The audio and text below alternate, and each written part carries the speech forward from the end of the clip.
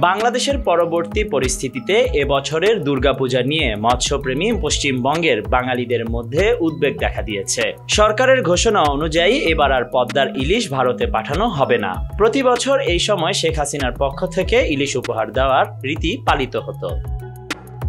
কিন্তু শনিবার বাংলাদেশ সরকার আচমকাই সিদ্ধান্ত বদলে ৩,০০০ মেট্রিক টন ইলিশ রপ্তানির ঘোষণা দিয়েছে। আবার ভারতে ইলিশ মাছ রপ্তানি বন্ধে প্রয়োজনীয় ব্যবস্থা নিতে আইনি নোটিশ পাঠিয়েছেন সুপ্রিম কোর্টের আইনজীবী মোহাম্মদ মাহমুদুল হাসান। প্রশ্ন উঠেছে, দুর্গাপূজার সঙ্গে ইলিশের কি কোনো সম্পর্ক আছে? গবেষক ও বিশেষজ্ঞদের মতে দুর্গাপূজার ধর্মীয় আচার উপাচারগুলোর সাথে ইলিশ মাছের কোনো সম্পর্ক নেই। এটি মূলত একটি প্রাচীন লোকাচার যা এখন বাঙালিদের মধ্যে হুজুগ হয়ে দাঁড়িয়েছে। বাঙালির রান্নায় ইলিশ মাছের দীর্ঘ ইতিহাস রয়েছে, তবে দুর্গাপূজার সঙ্গে এর কোনো ঐতিহাসিক সম্পর্ক পাওয়া যায়নি। পুরাণ গবেষক শরদিন্দু উদ্দীপন জানান, ইলিশের সাথে বাঙালির খাদ্যাভ্যাসের নিবিড় সম্পর্ক রয়েছে। কিন্তু দুর্গাপূজার সময় ইলিশ খাওয়ার প্রথা অষ্টাদশ শতকের দ্বিতীয়ার্ধে শুরু হয়।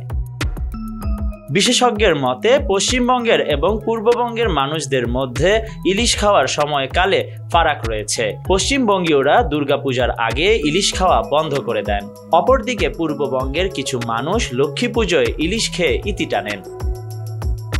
এদিকে খাদ্য গবেষক সুরবেগ বিশ্বাস জানান, দুর্গাপূজায় ইলিশ ভোগ দেওয়ার প্রথা সচরাচর শোনা যেত না। এটি এখন একটি হুজুগ হয়ে দাঁড়িয়েছে। এইসব তথ্য দিয়ে স্পষ্ট হয়ে উঠছে, দুর্গাপূজার আচার রীতির সঙ্গে ইলিশের কোনো ঐতিহাসিক ভিত্তি নেই।